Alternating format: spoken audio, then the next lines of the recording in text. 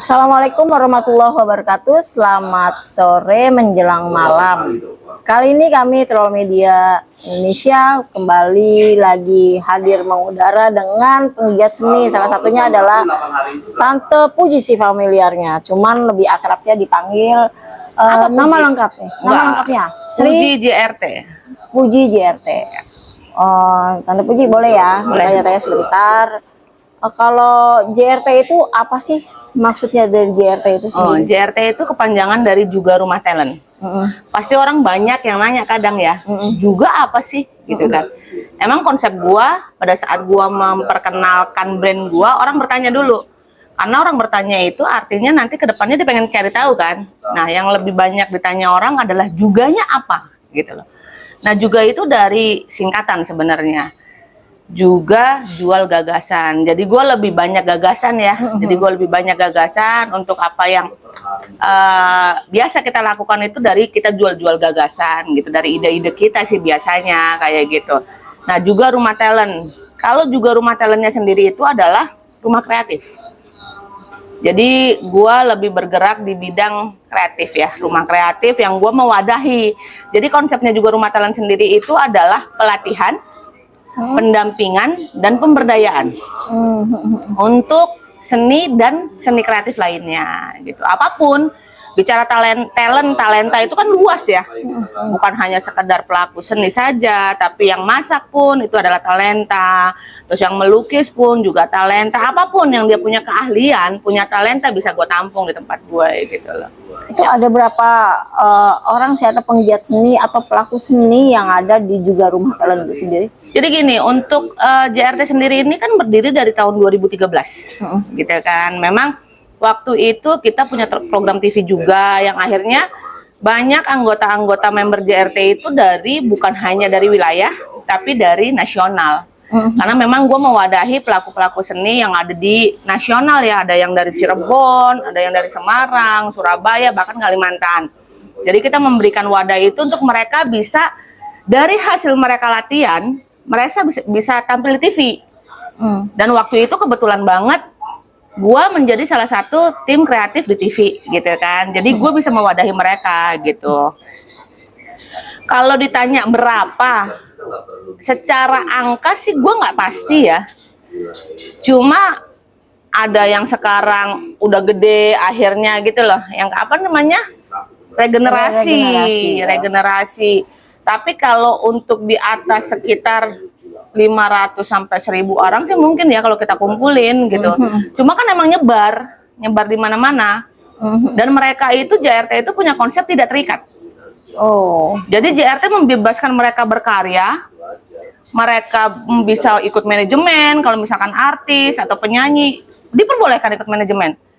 Cuma JRT itu kadang mewadahi keahlian lu apa, kemampuan lu apa. Pada saat gue punya kegiatan, gue hire mereka. Tapi gue lebih mengutamakan memang binaan yang memang pernah yang pernah gue lihat sendiri. Jadi gue tidak percaya dengan hanya portofolio yang dikirimkan by PDF saja, atau foto saja, atau video saja. Jadi biasanya yang gue berdayakan itu memang yang sering ya, artinya gue lihat dengan mata kepala gue sendiri gitu loh. Oke, program-program JRT sendiri yang memang sudah menjadi agenda tahunan atau berapa bulan sekali gitu diadakan pertemuan, atau ada nggak sih pertemuan khusus kayak gitu? Jadi gini, kalau misalkan yang rutinitas itu sebelum COVID itu gue ada program bulanan, bahkan mingguan, seminggu 2 kali kita adakan pelatihan nari, nyanyi, bahkan gue bikin studio musik buat anak-anak band gitu kan. Cuma setelah pasca COVID ini nih yang gue masih, pertama anggota gue udah ada yang nyebar kemana-mana. Yang tadinya dia anak band, akhirnya dia kerja karena untuk memenuhi kebutuhan hidup. Terus yang tadinya dia nari, yang akhirnya sekarang dia kuliah, punya kegiatan dan bekerja gitu kan. Nah, untuk pasca COVID ini memang baru mencoba untuk kembali merekrut kembali orang-orang baru, atau merekrut kembali orang-orang baru yang akhirnya di sisa-sisa yang lama ini dia jadi pelatihnya. Oh gitu ya, jadi yang lama kalau muncul lagi jadi regenerasi. Karena kan pelaku seni itu gini, kalau kita bicara seni itu apalagi pemula ya. Seni untuk pemula itu jangan berharap bisa memberikan lu sesuatu, gitu loh. Jadi value-nya belum bisa di angka nominal, belum bisa komersil kalau yang pemula ya. Lepas kalau dia nanti akan menjadi profesional. Nah di JRT ini dari pemula, kita mengambil dari pemula akhirnya ke tahap profesional. Untuk regenerasi sendiri, untuk anggota-anggota baru, apakah ada pertemuan khusus, agenda-agendanya? Kalau pasca COVID tadi gue udah jelasin, ada seminggu itu bisa 2 kali, bahkan anak band dan sebagainya. Cuma pasca COVID ini nih yang akhirnya belum terjadi rutinitas, gitu kan? Belum terjadi rutinitas, yang ada sekarang hanya pemberdayaan ke anak-anak lama yang tersisa. Jadi lebih ke pemberdayaannya, jadi pelatihannya belum. Pemberdayaan dan pendampingan dengan anak lama dengan rekrutmen yang baru. Kita sedang mencari, kayak kita lagi audisi band. Siapa aja sih yang bisa masuk ke keanggotaan JRT atau member JRT yang bisa kita kasih fasilitas untuk tampil yang kayak gitu. Itu baru rekrutmen. Untuk saat ini ya. Itu rekrutmen itu dari anak-anak wilayah Jakarta Utara sendiri kah atau dari wilayah lain? Jadi gini, kalau gua tidak menutup kemungkinan dari wilayah lain. Karena kan pelaku seni dimanapun itu gue kenal gitu kan. Jadi pada saat dia mendaftarkan diri, kalau gue nggak kasih kesempatan kayaknya nggak enak juga. Kok gue kayaknya mengkebiri sih kreativitas mereka gitu lah. Tapi gue lebih prioritas ke anak-anak utara. Kenapa sih gitu kan? Mungkin lo akan bertanya, kenapa sih kok anak-anak utara? Jadi gini, sebelum gue main di utara itu, gue udah main jauh di luar gitu loh. Gua anak sini, gua lebih memulai karir gua di dunia entertain ini di luar sampai gua masuk ke program TV nasional. Cuma gua dapat informasi dari lingkungan, dari teman-teman gua, ternyata Jakarta Utara itu berpotensi, gitu kan? Jakarta Utara itu punya potensi. Cuma pada saat gua searching di Google, di YouTube lah, di Google, kok yang ketemu di Jakarta Utara itu, sorry ya, itu kok agak minim semua.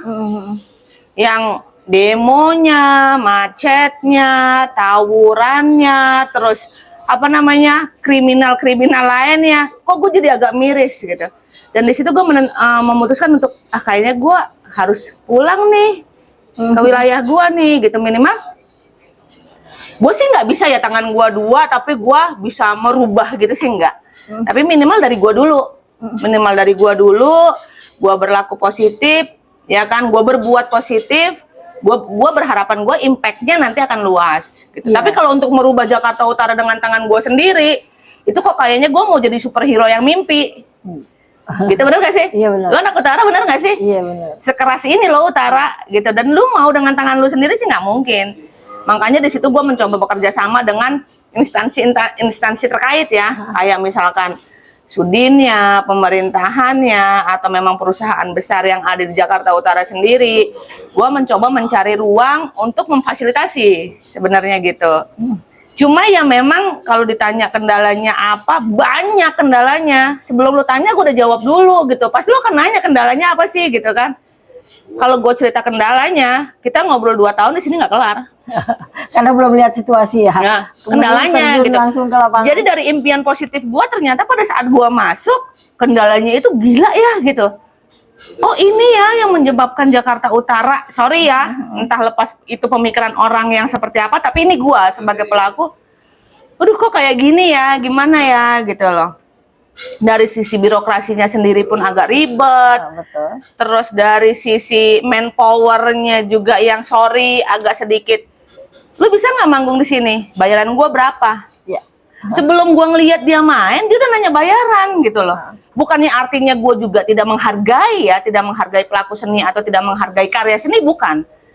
Tapi kan ada jenjang. Iya betul. Jenjang di mana lu kita kategorikan pemula, di mana lu kita kategorikan profesional. Nah, pada saat ditanya artinya gini, maksud gua kita bukan memanfaatkan situasi atau keadaan atau memanfaatkan si pelaku seni itu sendiri, bukan. Tapi cobalah lu tampil dulu. Buktikan sama kita bahwa lu mampu. Unjuk gigi dulu, unjuk kebolehan gitu. dulu. Jangan nanti kita bicara bergening angka, ternyata gua kecewa. Ternyata lu nggak bisa gitu loh, nggak layak. Karena waktu itu kan gue main juga di TV, ada standarisasi kan, standarisasi station gitu loh. Broadcasting itu kan ada standarisasinya gitu. Cuma kadang ya waktu itu ya sempat, bisa nggak jadi penari atau penyanyi di program gue gini, di mana? Di TV. Nggak usah gue sebut TV-nya apa ya. Budgetnya berapa? Ntar dulu. Lu pasti dapat budget. Bukannya kita nggak mau ngasih budget, bukan. Tapi kalau gue pribadi pada saat gue ngajak lu dan lu nanya budget dulu, gue agak udah ilfil sih kalau gue. Iya, betul. Karena gini, pada saat lu menjadi pelaku seni, lu jangan money oriented dulu. Lu pembuktian dulu. Lu mampu apa sih? Penampilan lu baik nggak sih? Gitu loh. Lu bisa menghibur kita nggak sih? Gitu. Kalau ini kita bicara entertain ya, di dunia entertain. Artinya lu di atas panggung gitu kan. Lu mampu nggak menjadi magnet? Orang yang tadinya tidak ada ketertarikan sama lu, akhirnya tertarik. Kan itu yang dibutuhin. Iya, untuk sebuah seni ya. Ya, seni sendiri. Nah, kadang terkendalanya juga di situ, yang orang berpikir dia bisa main musik, dia bisa nyanyi, dia bisa ada kesempatan untuk manggung, dan dia kadang nanya, budget gue berapa? Bukannya gue nggak mau ngasih budget, bukan. Iya. Tapi gue udah ilfil duluan. Udah nanyain harga dia. Gitu. Seharusnya dia berbuat dulu. Artinya di sini juga mungkin ada yang bilang, dan gue sorry ya, mungkin boleh lu tanya di beberapa orang pelaku seni yang kenal gue lah ya, pernah nggak sih nggak dibayar sama Puji? Gitu loh. Seingat gue, kalau nggak gue alpa, nggak gue lupa, nggak ada sih yang nggak gue bayar.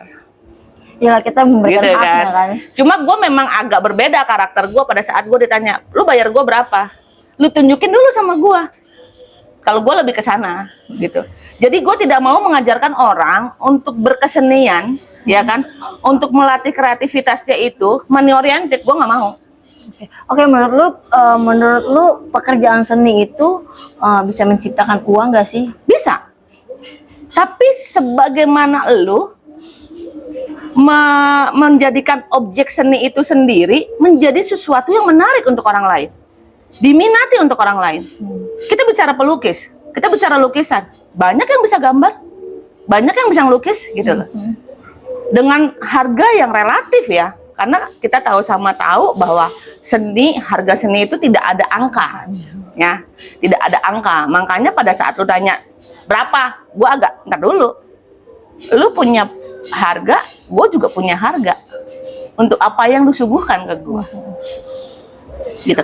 Jadi kalau lu tanya tadi, bisa nggak sih jadi duit? Bisa. Tapi cara lu gimana? Mana nggak? Selain karya lu yang baik, keahlian lu yang baik, kompetisi bos. Emang yang bisa ini cuma lu doang?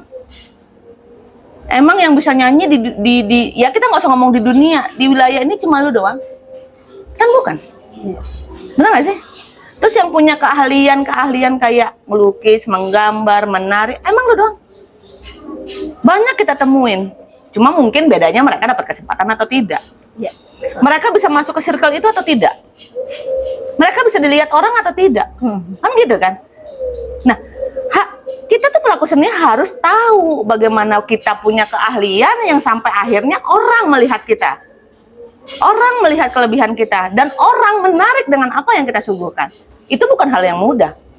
Kalau hanya sebatas bisa, terus nanya gue dibayar berapa, udah paling besok lu jualan bakso. Kalau menurut gue ya sorry, kalau gue kan apa adanya ngomong. Benar nggak sih kalau menurut lu ya? Ini kan menurut gue gitu loh. Oke, menurut lu nih, kan di Jakarta Utara nih yang kita memang orang sini, akamsi lah ya. Anak sini, anak kampus sini. Kita melihat Jakarta Utara itu banyak sih sebenarnya potensi untuk para senimannya, baik dari musik, tari, lukisan dan sebagainya, tari menari dan sebagainya. Tapi yang gue lihat saat ini adalah mereka itu belum dikasih kesempatan ya, Tante Puji. Nah itu tadi Kesempatan. Menurut lu bagaimana sih pendapat lu nih? Gue minta pendapat dari seorang penggiat seni. Jadi gini, Peran pemerintah sepenting apakah untuk teman-teman kita, para seniman di sana yang memang akhirnya dia mengamen, baca puisi di tengah jalan, kan resikonya. jadi banyak tinggi, faktor sih sebetulnya kalau menurut gua ya, banyak faktor yang terjadi. Kita tidak lagi dibicara difasilitasi atau tidak. Ya kan tadi kembali lagi yang gue bilang, menunjukkan potensi lu tuh lewat mana. Lu belum ketemu circle-nya. Lu belum punya wadah untuk orang bisa tahu keahlian lu apa. Hanya mungkin lingkungan sekitar yang tahu. Bahkan mungkin secara birokrasi nggak paham. Padahal kan memang kayak pemerintah sendiri memberikan kesempatan-kesempatan ya, kayak kalau di wilayah itu kan ada sudin-sudin terkait ya yang memberikan fasilitas sebetulnya. Seperti stimulus lah. Ada pemberdayaan juga di sana. Mungkin pelaku seni yang ada juga nggak pernah tahu. Ya kan, nggak pernah tahu bahwa di salah satu sudin gitu kan dia ada pemberdayaan, ada program pemberdayaan, ada program pelatihan. Nah, pertanyaan gua, kenapa mereka sampai nggak tahu? Ya mungkin kurangnya informasi tadi kali. Nah, kalau memangnya kita sebagai pelaku seni yang punya keahlian, ya kan nggak ada salahnya membuka diri. Nggak ada informasi yang masuk, tapi kita harus mencari informasi. Sekarang siapa yang mau nyari lu sampai ke gorong-gorong bahasanya? Benar nggak sih? Kalau mau, lu yang keluar dari gorong-gorong gitu loh. Lu membuka telinga, membuka mata lu, mencari informasi, mencari peluang, kan gitu kan? Jadi kalau kita bicara tidak difasilitasi, faktornya apa? Dicari tahu dulu. Tidak difasilitasinya karena apa? Gitu loh. Sebetulnya fasilitas dari pemerintah ada. Program pelatihan, program pemberdayaan, bahkan kalau udah ibaratnya layak untuk ditampilin gitu kan, ada program itu. Nah, pada saat gua masuk ke Jakarta Utara, itu yang gua lakukan. Itu yang gue lakukan sampai gue ketemu senior-senior, bahkan senior-senior juga udah itu kok. Pengalaman gue di luar bisa gue bawa nih ke sini. Mungkin cara gue birokrasi, cara gue berkomunikasi, itu yang gue bawa gitu loh ke lingkungan gue, ke wilayah gue.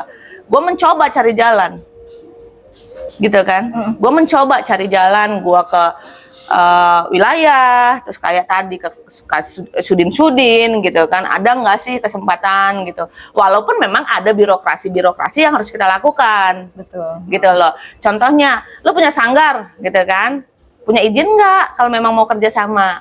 Yang kayak gitu kan. Nah, pada saat perizinan itu pun kan yang mungkin entah nggak tersosialisasikan atau memang nggak ngerti atau memang nggak mau bikin.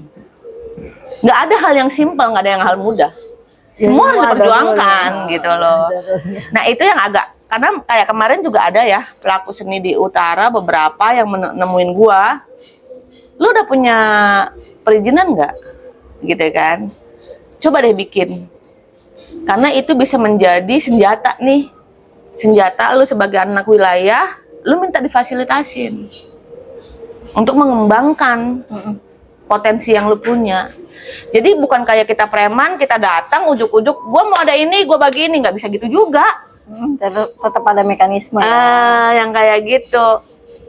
Nah, itu yang akhirnya gue sih nggak bisa menjangkau ya semua teman-teman pelaku seni di Jakarta Utara, nggak bisa. Cuma memang orang yang akhirnya ketemu gue atau sharing sama gue, itu yang gue arahkan. Gitu loh. Oke, menarik sekali ya. Jadi menurut Tante Puji, seni juga bisa dijadikan pekerjaan atau mata pencaharian ya. Tergantung orangnya itu mau mencari circle-nya sendiri dan membuka ruang untuk bekerja sama dengan pemerintahan. Yang penting ya sebetulnya lebih kepada konsisten sama profesional. Banyak orang yang menjadi pelaku seni itu dia merasa bisa, dia mau langsung dapat hasil. Tidak bisa menjaga konsistensinya juga, tidak bisa menjaga profesionalnya juga. Ya secara attitude ya, attitude bekerja sama itu kan ada yang namanya tepat waktu. Ya dong? Terus ada yang namanya apa ya, menampilkan yang terbaik. Nggak asal-asalan. Pada saat dikasih kepercayaan tiba-tiba nggak tepat waktu, asal-asalan gitu kan. Terus banyak alasan, itu kan juga mempengaruhi. Artinya kan dari attitude-nya juga. Kalau lu mau apa keahlian lu menjadi sesuatu atau menghasilkan, ya itu sih yang harus dijaga. Eksistensinya, profesionalnya, terus konsistennya. Pada saat lu dikasih kepercayaan, ya lu nggak lalai. Iya. Banyak yang gitu udah dikasih tapi lu nggak ngasih yang terbaik juga. Iya, gitu. mentang-mentang udah dikasih kali ya. Nah ini kan kepada pribadi. Nah banyak sih gue bisa ngomong begini, bukan gue ngomongin orang sebenarnya. Dari 2013 sampai hari ini, tahun berapa nih? 2024 berapa tahun tuh? 11 tahun. Banyak yang gue temuin modalnya begitu. Makanya gue bisa ngomong. Akhirnya mereka tidak jadi apa-apa. Tidak jadi apa-apa. Dia hanya akan iri dengan kesuksesan orang. Gue sempet yang ditegur orang, kok puji lagi, kok dia lagi, gitu. Karena gue mampu memberikan itu. Secara prosedural gue mampu, ya kan? Secara tanggung jawab gue mampu, menampilkan yang terbaik gue mampu. Dan gue itu berusaha untuk tidak mendapatkan titik celah di mana orang menyalahkan gue, di mana hasilnya nggak sempurna. Maksudnya bukan artinya sempurna itu Harus profesional. bukan sempurna ya, bukan. Artinya ya sesuai dengan apa yang diharapkan lah gitu. Oh, jadi intinya adalah seni itu juga bisa dijadikan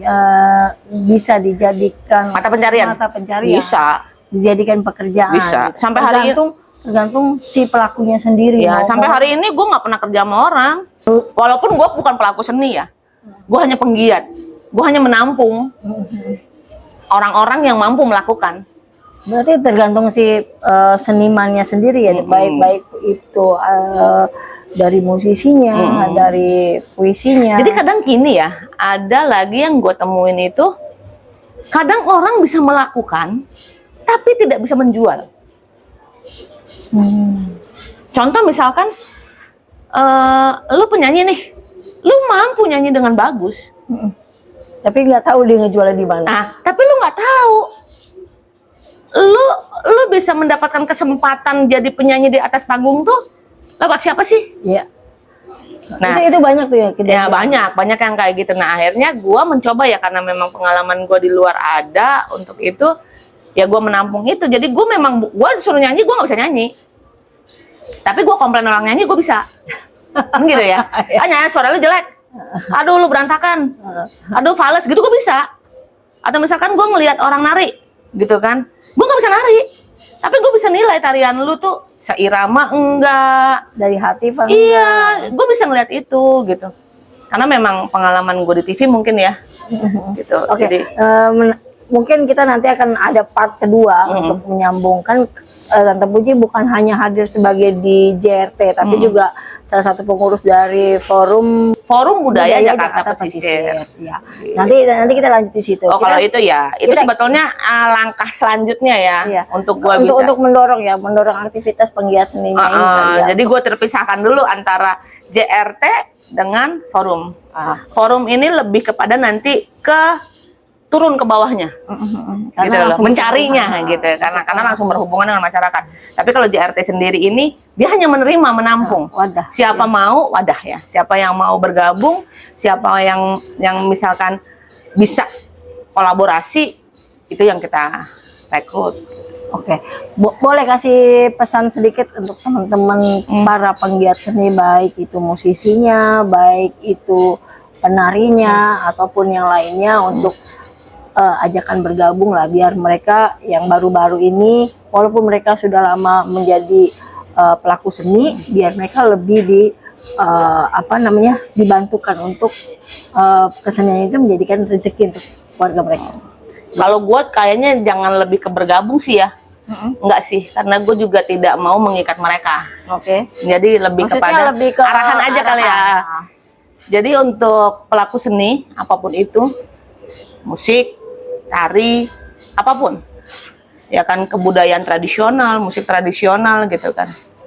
Siapa yang bilang kalau itu nggak bisa jadi duit, nggak bisa jadi penghasilan? Bisa, dengan syarat kasih yang terbaik, lakukan yang terbaik, konsistensi.